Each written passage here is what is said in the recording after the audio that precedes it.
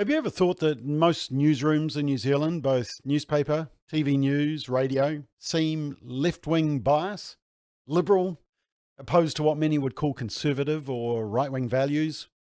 Is that a fair conclusion to come to?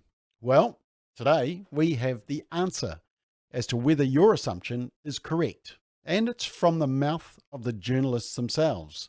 Interestingly, it hasn't had much media coverage, but after today's McBLOG, you'll probably know why.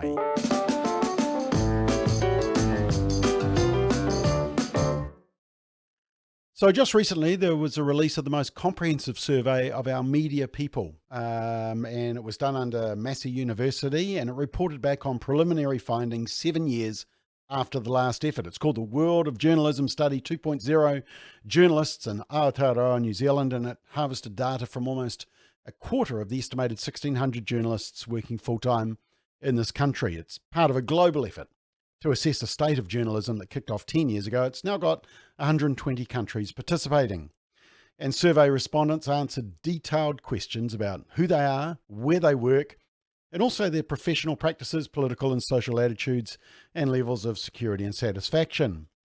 And the first Worlds of Journalism survey conducted in New Zealand was 7 years ago, 2015.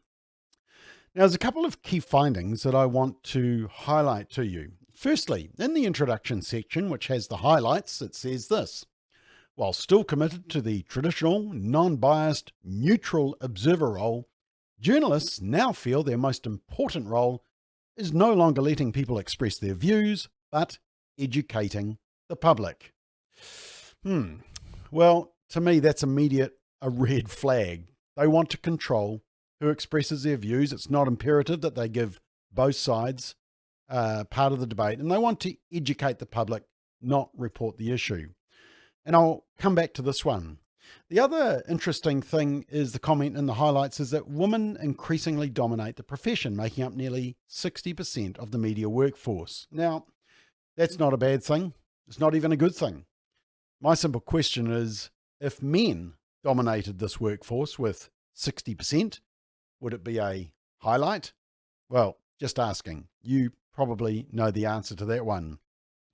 Now, the profession is mostly made up of younger, 25 to 30, that's that big tower on the left, and older, 50 to 65, that bulk on the right. And that's not a bad thing either, although how experienced is that younger age bracket, and are they being mentored and trained? In terms of religion, 3/4, 76%, did not affiliate with a religion, and of the remaining quarter, 4% were Catholic, 13% non-Catholic, with the other 7% either Jewish, Buddhist, Hindu, Sikh, or other. No one identified as Muslim. One described themselves as a witch. But putting aside gender, faith, and age, here's the most interesting graph which answers the question I put to you at the beginning of this McBLOG. They asked the New Zealand journalists political views. And so from left, you'll see there, it's that first little block is no answer, I think. But then from there, it's extreme left, hard left, left, middle leftish. And then continuing across, it goes middle rightish, mild right, right, hard right, and extreme right. Now, a bit hard to see. Let me show you the left-wing media. It's about 85%. 85%. In fact, 20% label themselves hard left or extreme left. That's 1 in 5 journalists. Now, here's the right-wing media. It's about 12%. And about 1 to 2% are hard or extreme right. And the commentary in the report says, quote, there are very few strongly right-wing journalists, but a substantial number of moderately or strongly left-wingers. You think? Interestingly, the only media report I could find on this survey in New Zealand media reporting this report didn't mention this graph. How convenient. Now, look, you may say, well, a good journalist will work beyond their political leaning. They'll report both sides. They'll allow readers to come to their own conclusion. They'll allow the debate. As we've seen recently, that may be wishful thinking. I mean, for example, we analysed all the media coverage of 3 recent key issues. In the cannabis referendum, there was a strong push in the media coverage to a yes vote, 2 to 1. there was a 78% bias towards pushing a conversion therapy ban and an 82% pro-abortion bias in the recent coverage of the Roe v. Wade case. In fact, the only reasonably fair debate they did was on the euthanasia referendum, and the suspicious part of me wonders if that was simply because the polling showed it was a done deal, and so the urgency wasn't there for the narrative to be pushed by the media. Maybe, maybe not. Now, some further commentary in the survey report may not comfort you. It says, and remember, this is the report speaking, not me or someone who's suspicious about media bias, and it's under the title, The Role of a Journalist in New Zealand. And it says this: most journalists still strongly believe in the traditional roles of the journalist, such as to educate the audience and provide analysis of current affairs and be a watchdog of business and politics. In general, journalists are less interested in a more activist role, such as influencing public opinion or being for or against the government. However,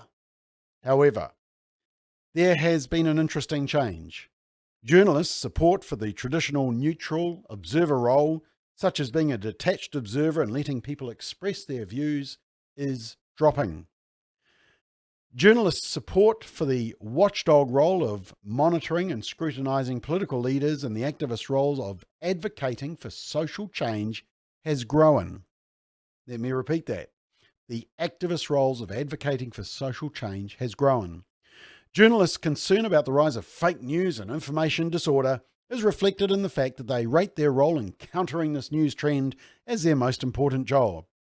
Somewhat surprisingly, there has been an increase in journalists favouring supporting government policy and conveying a positive image of political leadership. Now, they do say it's still a small number, but in this latest survey, when journalists were asked whether supporting government policy was part of the role of reporting, 10% agreed.